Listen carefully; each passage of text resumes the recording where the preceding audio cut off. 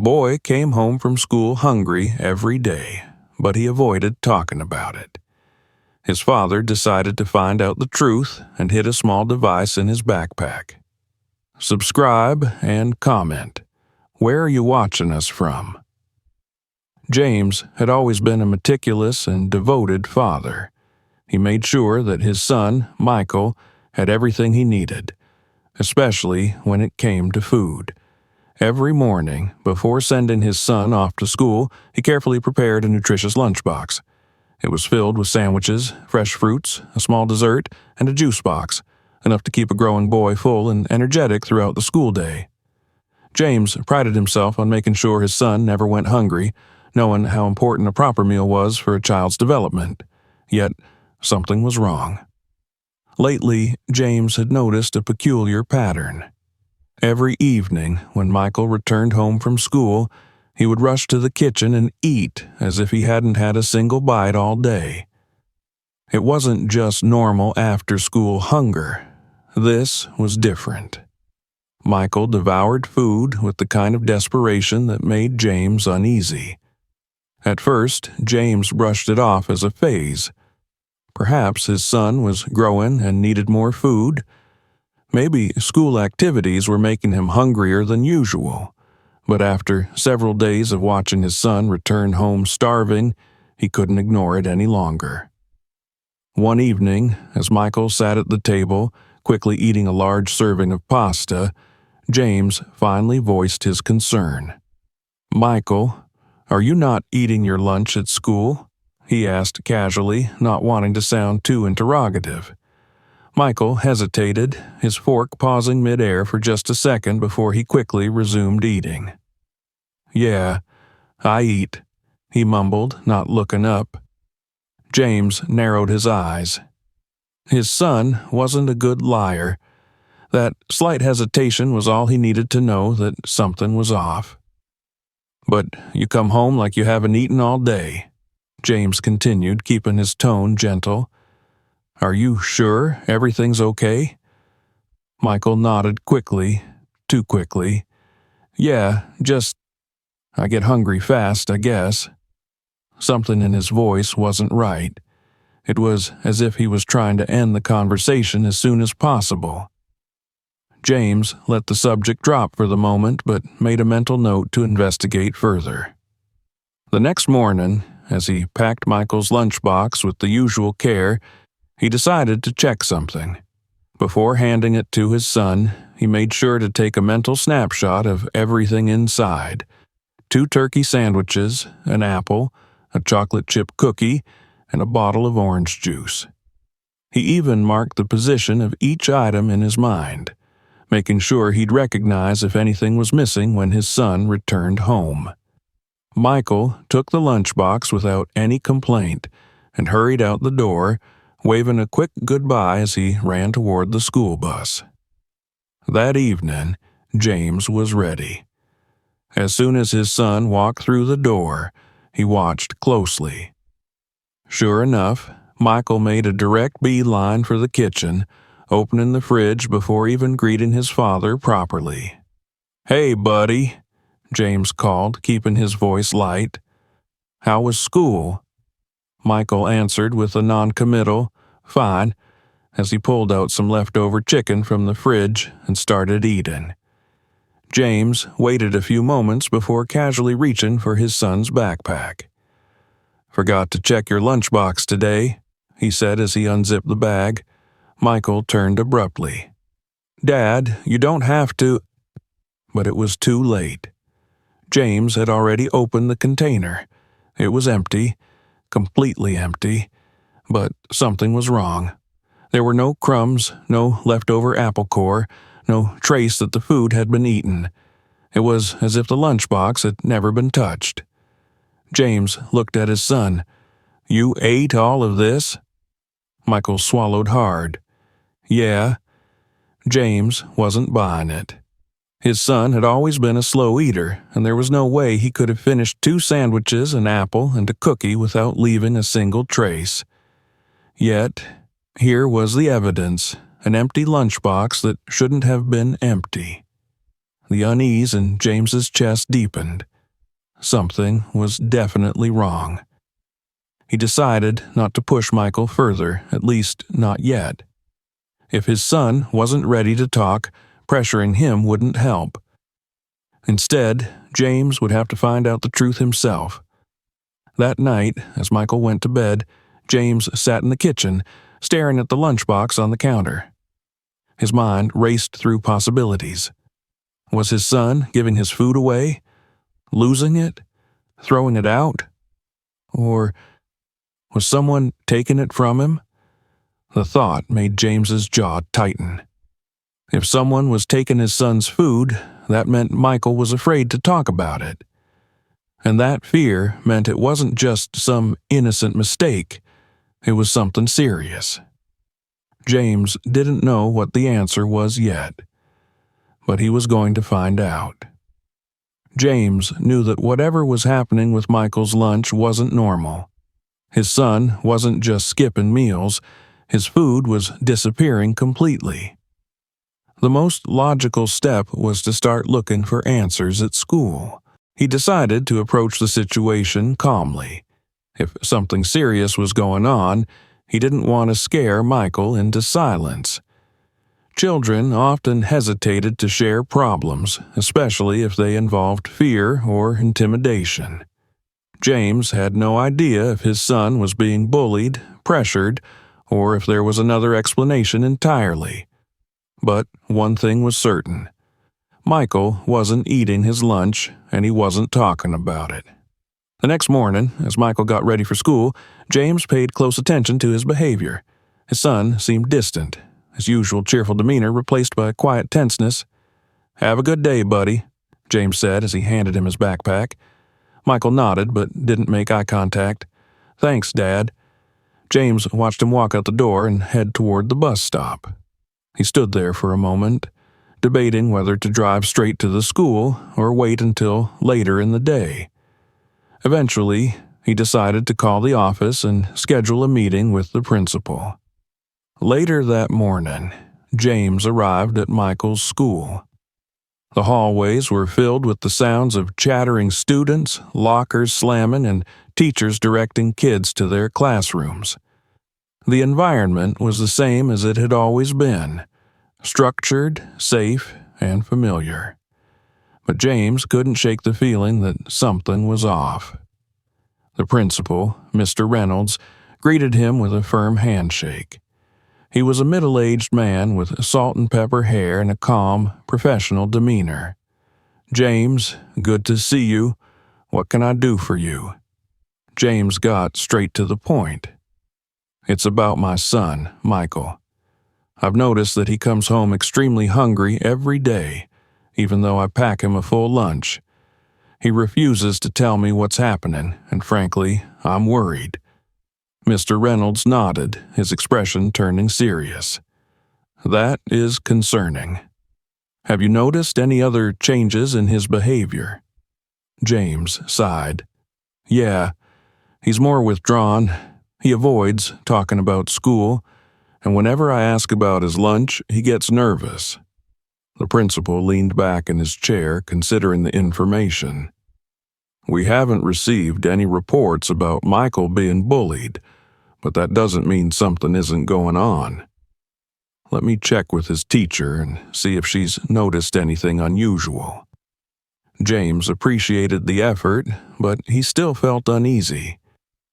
"Can we also check with some of the kids in his class? Maybe they've seen something?" Mr. Reynolds agreed and called in Michael's homeroom teacher, Mrs. Palmer, a kind woman who had been teaching at the school for over a decade. Mrs. Palmer arrived a few minutes later, looking mildly surprised by the meeting. "Michael is a wonderful student," she assured James. "I haven't noticed anything wrong, but now that you mention it, he does seem quieter than usual lately." James nodded. "I just want to make sure nothing is happening that he's afraid to talk about." They decided to pull aside a few of Michael's closest classmates and ask them simple, non-threatening questions. A group of 3 students was brought in, 2 boys and 1 girl, all of whom had been friends with Michael for some time. "Hey, guys," Mr. Reynolds said in a friendly tone. "We just wanted to ask you a quick question about your classmate Michael. Have you noticed anything strange about him lately?" The kids exchanged glances before one of the boys spoke up. "Michael doesn't bring lunch to school." James stiffened. "What do you mean? I pack him lunch every morning." The girl shrugged. "I don't know. I just know that he never eats with us. He either says he's not hungry or just walks away when we sit down." James felt his pulse quicken. If Michael never had a lunch at school, then where was it going? "Are you sure you've never seen him with his lunchbox?" he pressed. The second boy hesitated before saying, "Well, I think I saw him throw something away once, but I didn't really pay attention." James exchanged a glance with the principal. Something wasn't right. Michael wasn't just missing his lunch, he was actively hiding the fact that he had one. After the students left, James ran a hand through his hair, trying to piece things together. "This doesn't make sense," he muttered. "I know for a fact that I put his lunchbox in his bag every morning. If he's not eating it, and if he's not seen with it, then where is it going?" Mrs. Palmer frowned. "It's possible that he's given it away or that someone is taking it." That idea made James's stomach turn. If someone is taking it, why wouldn't he tell me? The principal exhaled slowly. "It could be a number of reasons. Maybe he's being pressured, or maybe he's ashamed to admit it." James's frustration mounted. He didn't want to assume the worst, but the facts were undeniable. His son was losing his food every day, and no one seemed to know why. It was at that moment that Mrs. Palmer hesitated before speaking again. "There is one more thing. I don't want to make accusations, but Michael does act nervous around one of the teachers." James's attention sharpened. "Which teacher?" Mrs. Palmer bit her lip before replying, "Mr. Clark, the new math teacher." James felt his jaw tighten. "What about him?" "I can't say for sure," she admitted, "but I've noticed that Michael seems more reserved in his class, and Mr. Clark, well, he has a different way of handling students. Some of them seem uncomfortable around him." James clenched his fists. His first instinct was to storm into Mr. Clark's classroom and demand answers, but he forced himself to stay calm. Jumping to conclusions wouldn't help Michael. Instead, he looked at the principal. "I want to talk to this teacher. Today." Mr. Reynolds nodded. "I understand your concern, James. I'll arrange for you to meet with him privately." As James left the office, his mind raced with possibilities. If a teacher was involved in whatever was happening to Michael, this was far worse than he had imagined. He was no longer just dealing with a case of missing lunches. He was dealing with someone who had power over his son. James had no intention of letting this go. He was going to get to the bottom of it, one way or another. James left the principal's office with a storm of emotions brewing inside him. The information he had just received disturbed him deeply. Michael wasn't just skipping lunch. His food was disappearing entirely, and he was acting nervous around his math teacher, Mr. Clark. The implications were too unsettling to ignore. If a teacher was involved, this situation was far more serious than he had initially thought. He couldn't allow himself to make assumptions, but everything pointed to something wrong happening between Mr. Clark and his son. He needed to find out what it was. As he walked through the halls of the school, students rushed past him, chatting and laughing, unaware of the growing tension in his mind. To them, this was just another day, but to James, This was the beginning of an investigation he never wanted to be a part of. He reached the math department and stood outside Mr. Clark's classroom. The door was slightly open, and inside, he could hear the teacher giving instructions to the students. James decided to wait until the lesson was over. He crossed his arms and leaned against the wall, his mind racing. He replayed every conversation he had with Michael over the past few weeks, searching for any sign he had missed, any clue that could have told him what was going on. His son had been distant, reserved, unwilling to talk about school.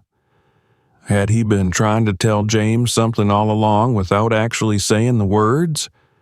James felt a surge of frustration at himself for not noticing sooner.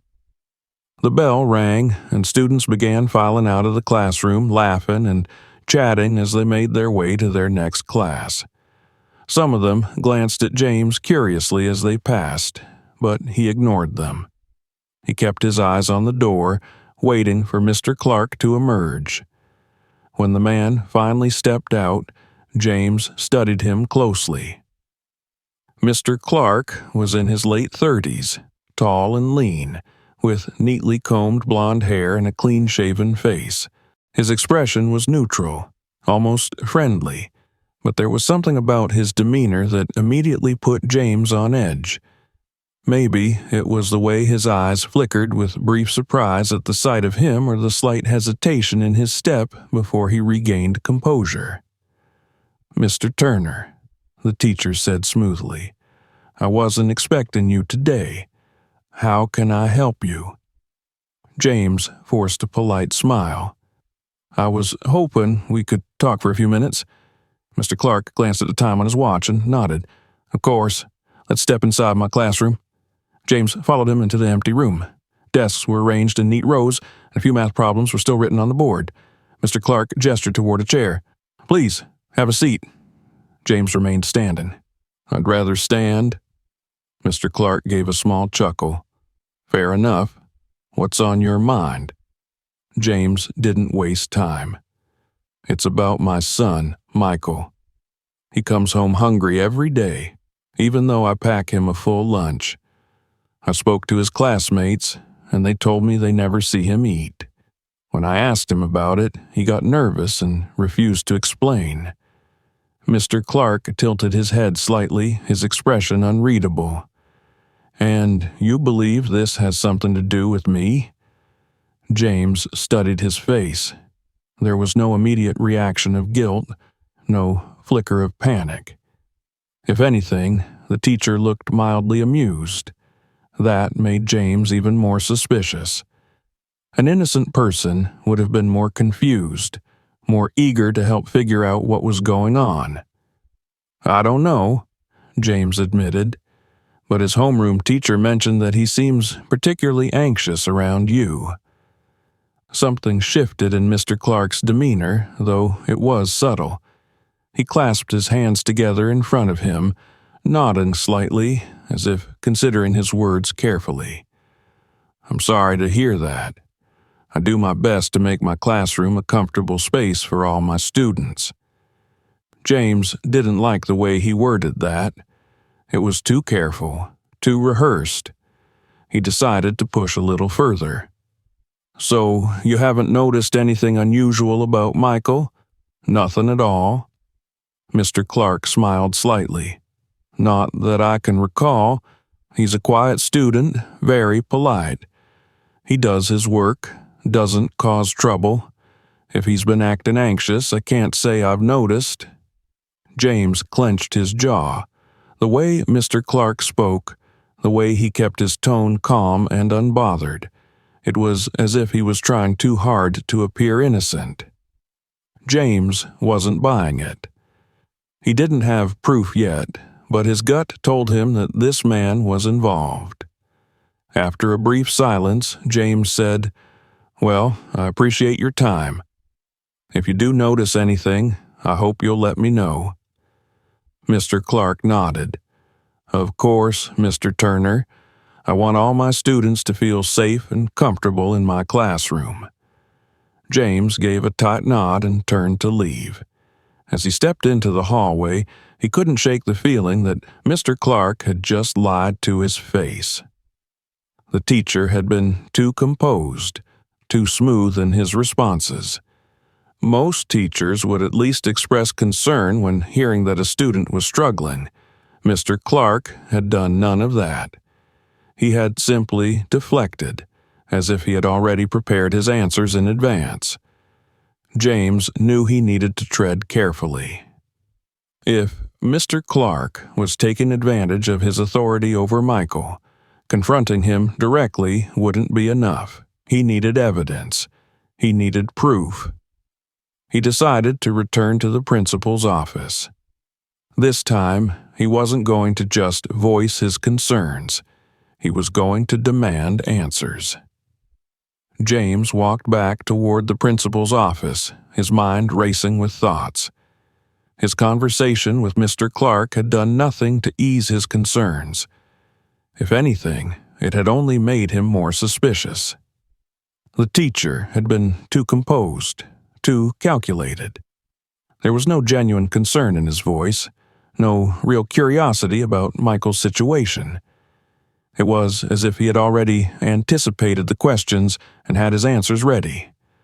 That was not the reaction of an innocent man. As James entered the principal's office, Mr. Reynolds looked up from his desk, surprised to see him again so soon. He gestured for James to sit, but James remained standing, his hands clenched at his sides. The principal exhaled slowly, closing the folder he had been reviewing. "James, I take it your meeting with Mr. Clark didn't go as you'd hoped?" James shook his head, frustration evident in his expression. "No, it didn't." He was too smooth, too careful with his words. He didn't even seem remotely concerned when I told him about Michael's missing lunches. If he were innocent, wouldn't he have at least acted surprised? Mr. Reynolds rubbed his chin, considering James's words carefully. "I understand your frustration, but we can't jump to conclusions without evidence. Teachers are used to dealing with difficult situations, and some of them develop a professional detachment. It doesn't necessarily mean he's hiding something." James leaned forward, his voice firm. "Then explain this to me. Michael never eats at school. His classmates say they've never seen him with a lunchbox. He refuses to talk about it. He gets nervous when I ask questions. His homeroom teacher told me that he seems anxious around Mr. Clark. And when I confronted Clark, he gave me nothing but rehearsed answers. How much more do I need before someone takes this seriously?" The principal sighed and folded his hands together on the desk. "I believe that you're genuinely concerned, and I want to help, but I have to work within the rules.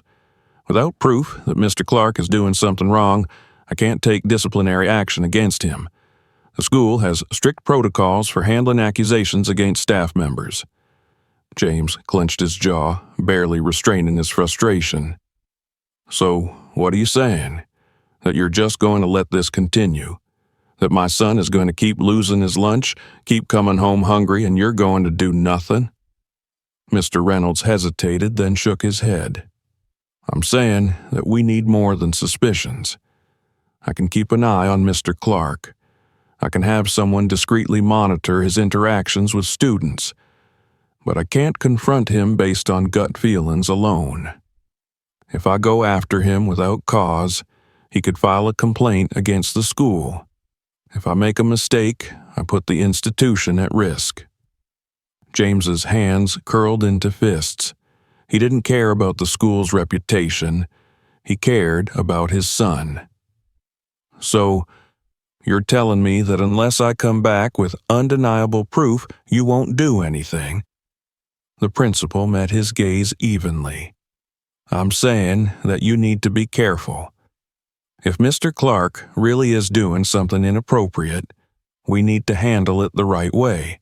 Otherwise, he'll just deny everything, and nothing will change." James exhaled sharply, He wanted to argue, to demand immediate action, but he knew it would get him nowhere. The principal had already made his position clear. Unless James could provide solid evidence, the school's hands were tied. Feeling defeated but more determined than ever, he turned toward the door. Before leaving, he looked back at Mr. Reynolds. "If you won't do anything, I will." The principal sighed. "James, I understand you're upset, but please don't do anything rash." James didn't answer. He walked out of the office, his mind already forming a plan. If the school wouldn't take action, then he would find another way. He wasn't going to sit back and watch his son suffer in silence. As he drove home, his frustration slowly turned into resolve. He replayed everything in his mind, searching for a way to get the answers he needed. The school might have been powerless, but he wasn't. He had one advantage they didn't. He could act without restrictions. That night, after Michael went to bed, James sat alone in the kitchen, deep in thought. He needed a way to uncover the truth without alarming his son or tipping off Mr. Clark. Confrontation hadn't worked. The principal wouldn't intervene. His only option was to gather undeniable proof. He picked up his phone and began researching ways to discreetly monitor interactions. It didn't take long for him to land on an idea. The next morning, before sending Michael to school, he would place a recording device inside his son's backpack. If someone was taking his food, the audio would capture it. If Mr. Clark was involved, there would finally be proof. James knew it was a risk, but at this point, he had no choice. His son needed him, and he wasn't going to fail him. James woke up before dawn, his mind already set on the plan. The frustration from his conversation with the principal had not faded overnight. If anything, it had fueled his determination. He had spent hours researching and planning, making sure that whatever he did next would yield concrete answers. The school had refused to act without proof, so he would get proof himself. He moved carefully through the quiet house, not wanting to wake Michael just yet. The small recording device sat on the kitchen table, barely the size of a thumb drive. It was a simple tool, discreet enough to go unnoticed inside a backpack. James had tested it the night before, making sure the audio was clear. It had enough battery to last through the school day and could pick up voices from several feet away. It wasn't much, but it was the best option he had. When Michael finally came downstairs, rubbing his eyes sleepily, James greeted him with a warm smile, trying to keep things normal. He didn't want his son to suspect anything.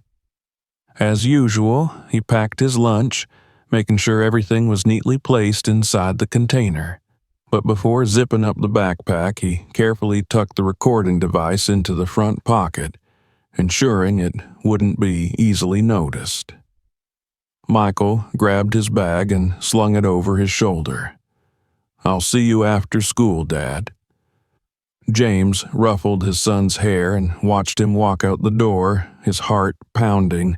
Now, all he could do was wait. The day passed agonizingly slow.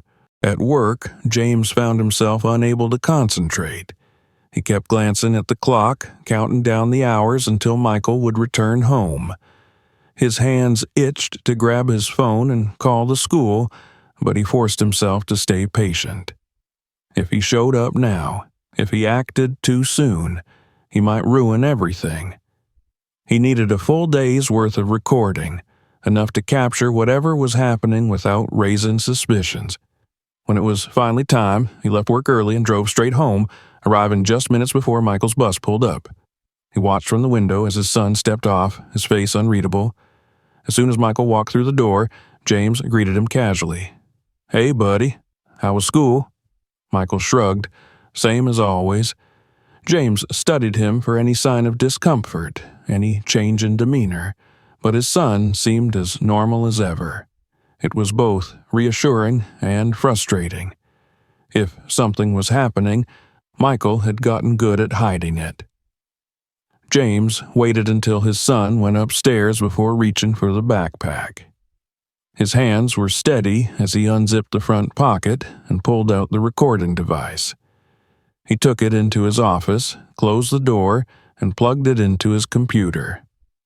The audio file loaded quickly, and as soon as he pressed play, he heard the faint sounds of children chatting and lockers slamming. The day had officially begun.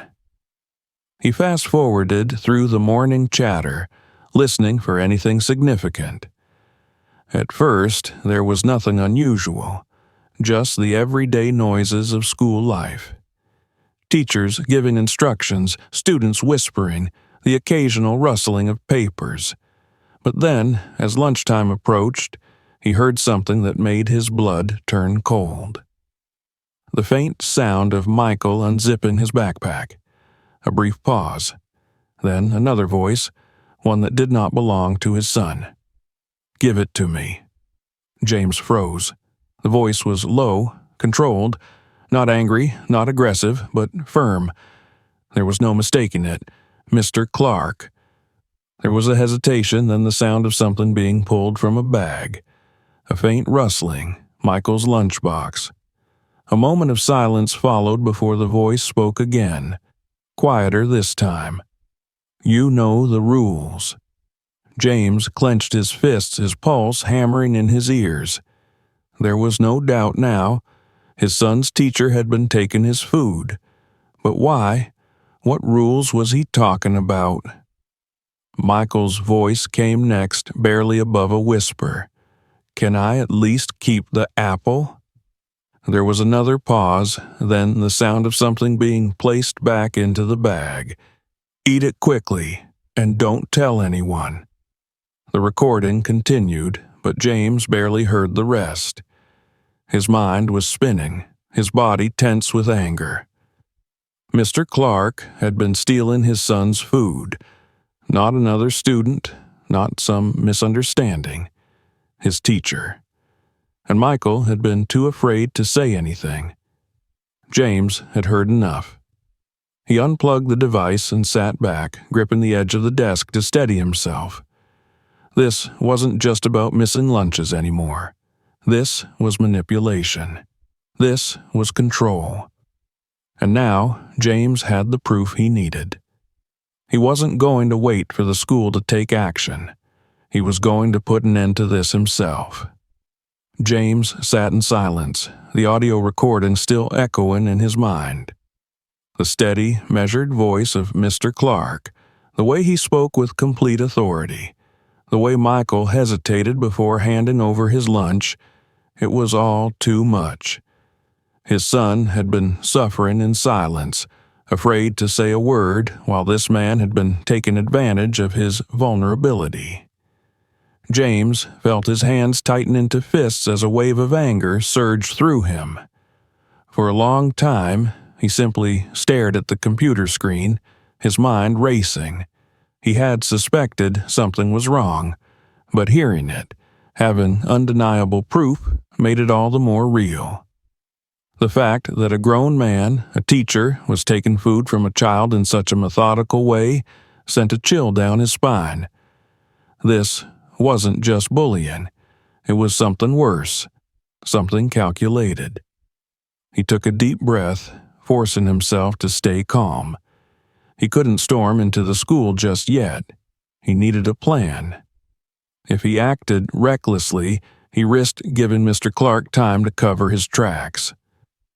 James knew he had to approach this strategically, make sure that when he confronted the teacher, there would be no way for him to escape the consequences.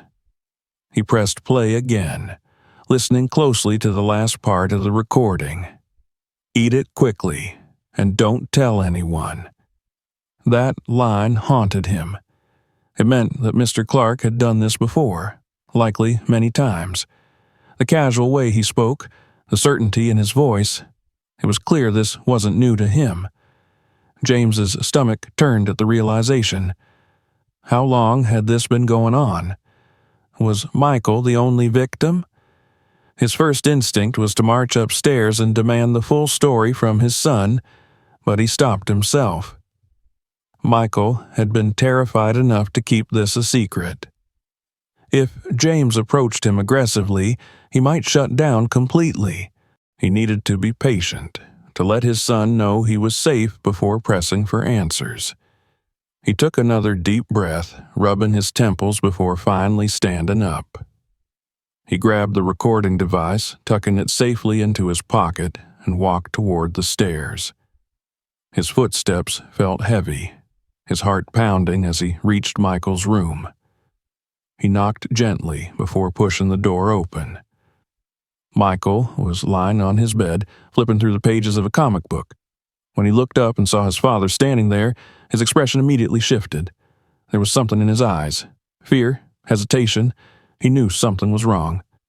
"Hey, buddy," James said softly, stepping inside and closing the door behind him. "Can we talk for a minute?"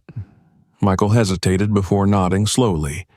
He sat up, closing the comic book and placing it on his lap. James sat on the edge of the bed, keeping his posture relaxed. He didn't want to scare his son, but he needed the truth. "I know about the lunches, Michael," he said gently. "I know someone has been taking your food." Michael's entire body tensed. His fingers gripped the edges of the book, his gaze dropping to the floor. He didn't say anything. James continued, his voice steady. "I need you to tell me the truth. Was it Mr. Clark?" A sharp intake of breath. Michael's shoulders hunched, and he squeezed his eyes shut for a moment before nodding. James swallowed hard. Even though he already knew the answer, hearing his son confirm it made it feel even worse. "How long has this been happening?" he asked carefully. Michael bit his lip, hesitating. "A while," he admitted. His voice was barely above a whisper. James kept his expression neutral, even as his anger flared again. "Did he ever threaten you?" Michael shook his head quickly. "Not really. He just made it seem like I had to give it to him, like it was normal. He said it was a rule. I didn't want to get in trouble." James felt his chest tighten.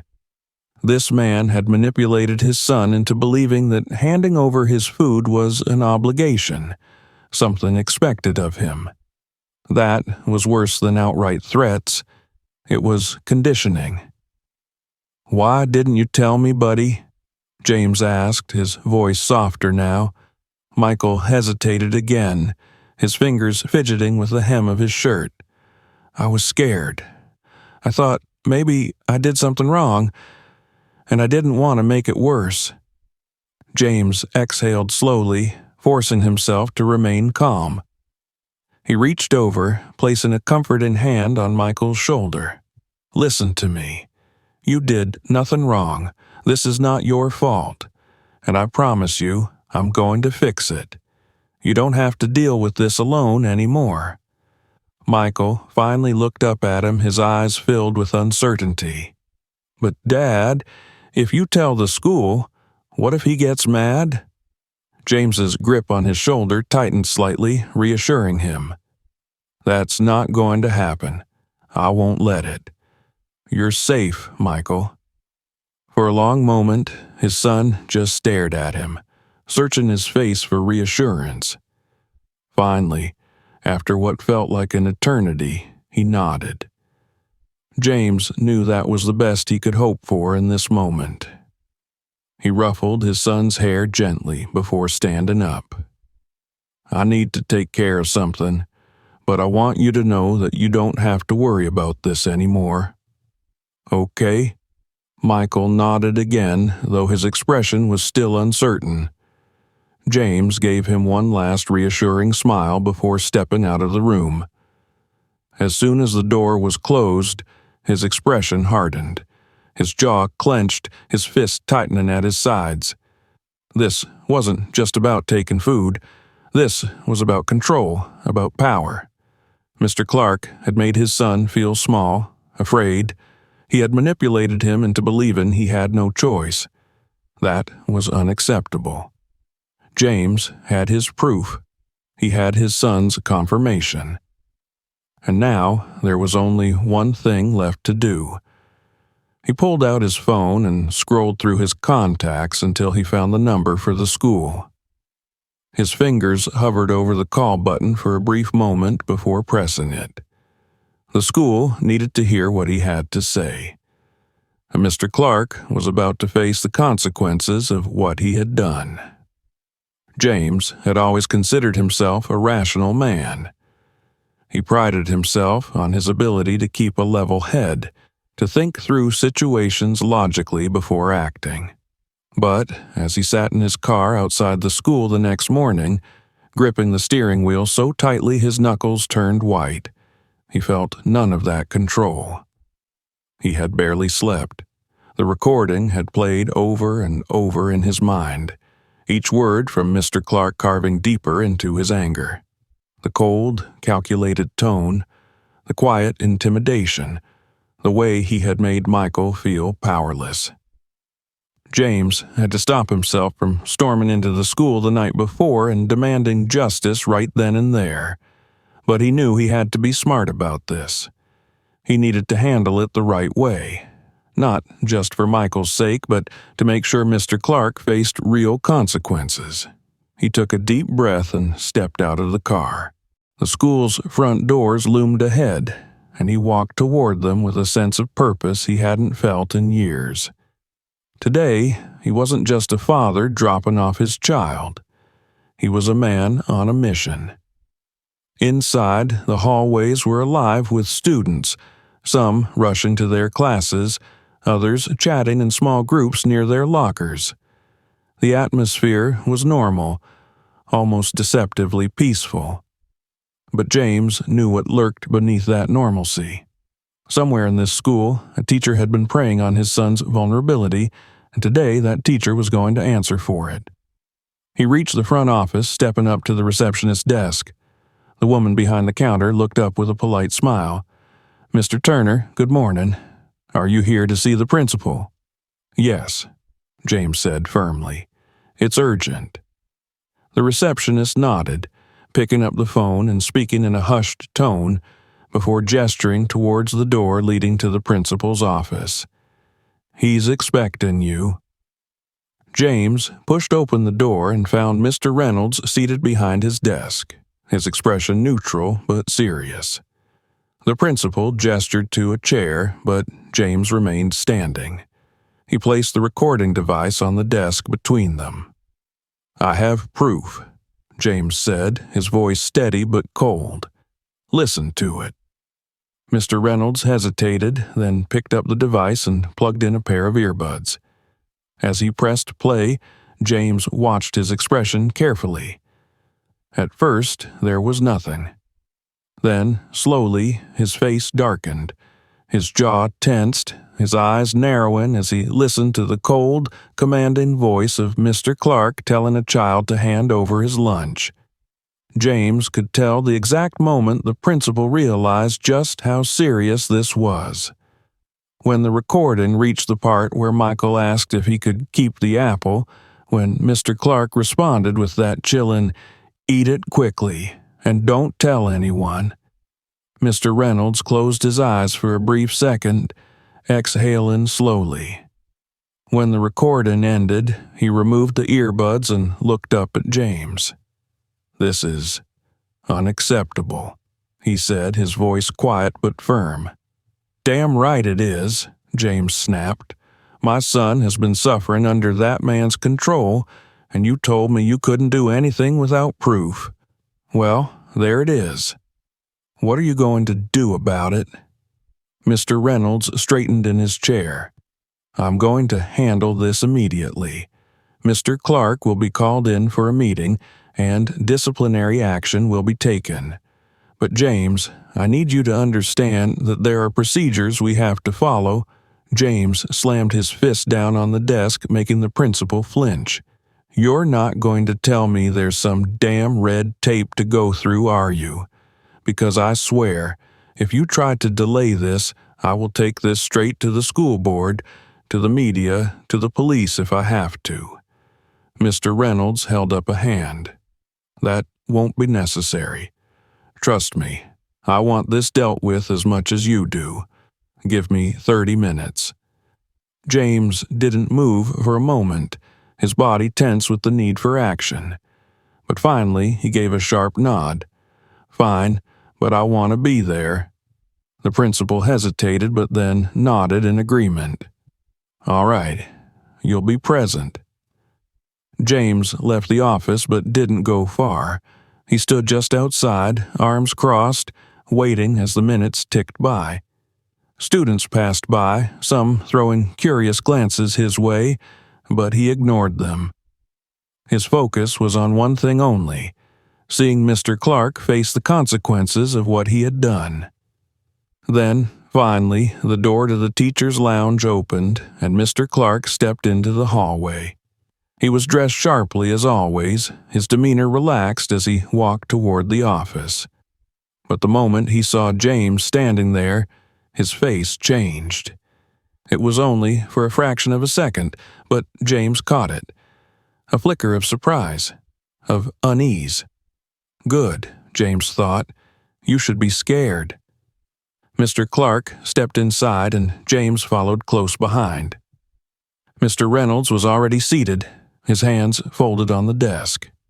He gestured for both men to sit, but James remained standing, his glare fixed on Mr. Clark. The teacher offered a polite smile. "What's this about, Principal Reynolds?" Mr. Reynolds wasted no time. "Mr. Clark, a serious accusation has been made against you, and I have a recording as evidence. I would like you to listen to it before you respond." For the first time, Mr. Clark's confidence wavered. His fingers twitched slightly as he reached for the earbuds. He placed them in his ears, and as soon as the recording started playing, James watched his reaction closely. At first, his expression remained neutral, but as the words played out, his jaw tightened. His eyes flickered with something: calculation, realization that he had been caught. When the recording ended, he removed the earbuds and placed them back on the desk carefully, his face carefully composed. "This is being taken out of context," he said smoothly. James saw red. "Out of context?" he growled. "You took my son's lunch. You made him believe it was a rule. You manipulated him into staying silent." Mr. Clark held up his hands. "I think we should all calm down." "Don't you dare," James snapped, leaning forward. "You've been stealing from children. How many others? How long have you been doing this?"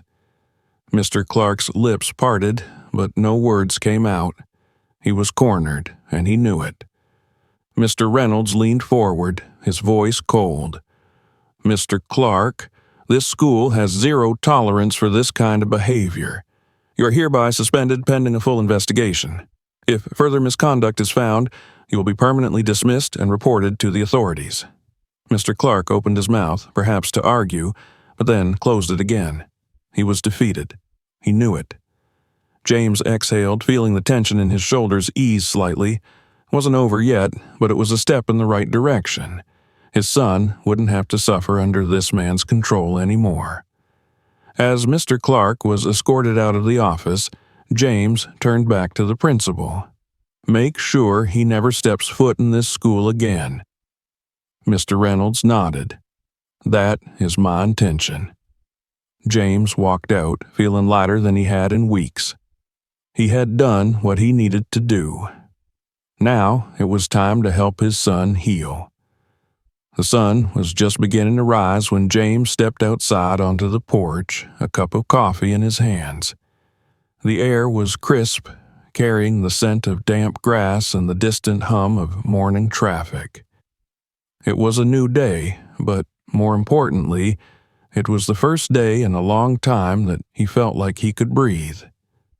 Mr. Clark was gone, suspended and soon to be permanently dismissed thanks to the overwhelming evidence against him.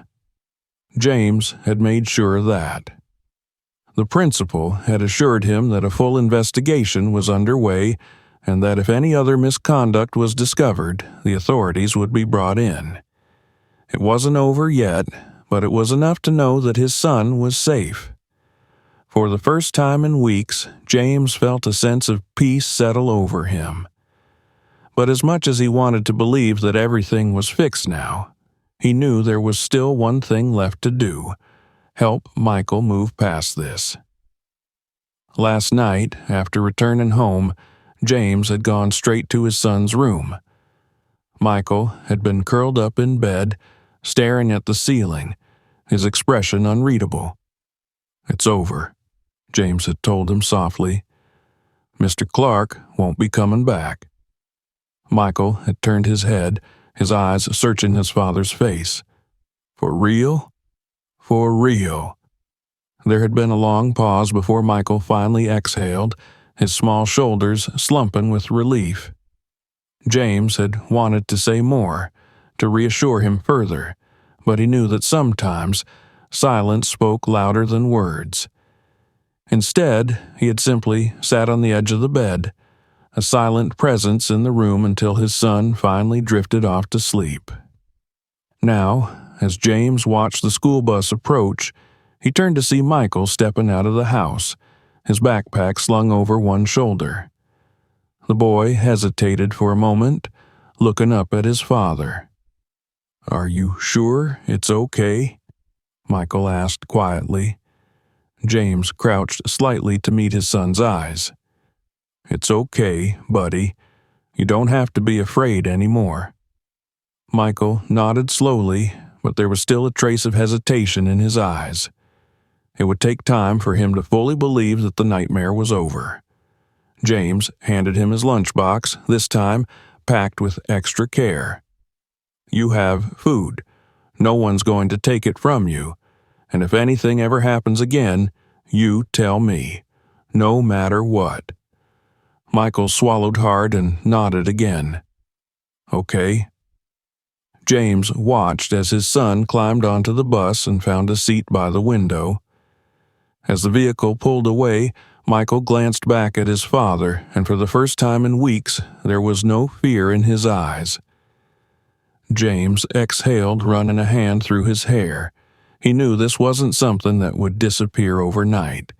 Michael had spent weeks feeling powerless, and that kind of experience left scars. It was going to take time for him to trust that he was truly safe, but time was something they had. James returned inside and sat at the kitchen table, staring at the lunchbox he had packed earlier that morning. The simple act of making sure his son had food now carried a weight it never had before. He had always thought of providing meals as just another part of being a parent, but now he realized it was more than that. It was security. It was love. And it was something no one should ever be able to take away from a child. His phone buzzed, a message from the principal. "James, just wanted to let you know that Mr. Clark officially resigned this morning. He won't be coming back. We're also implementing stricter teacher oversight to make sure nothing like this ever happens again." James let out a slow breath, reading the message twice before setting the phone down. It was over. Really over. That night, as they sat at the dinner table, Michael ate without hesitation. For days, he had been pushing his food around his plate, eating just enough to avoid questions. But tonight was different. He ate like a kid who wasn't afraid of going hungry the next day. After dinner, James sat on the couch, flipping through a book, when he felt a small presence settle next to him. He glanced down to see Michael leaning against his side. "Hey, buddy," James said, closing the book. "Everything okay?" Michael hesitated before nodding. "Yeah." There was another pause before he looked up. "Thanks, Dad." James smiled, wrapping an arm around his son's shoulders. Always. Outside, the night stretched on, peaceful and calm. It was a new day, and for the first time in a long time, everything felt right. If you enjoyed this story, make sure to subscribe so you don't miss our next videos. Feel free to share this video with others and check out more stories on our channel.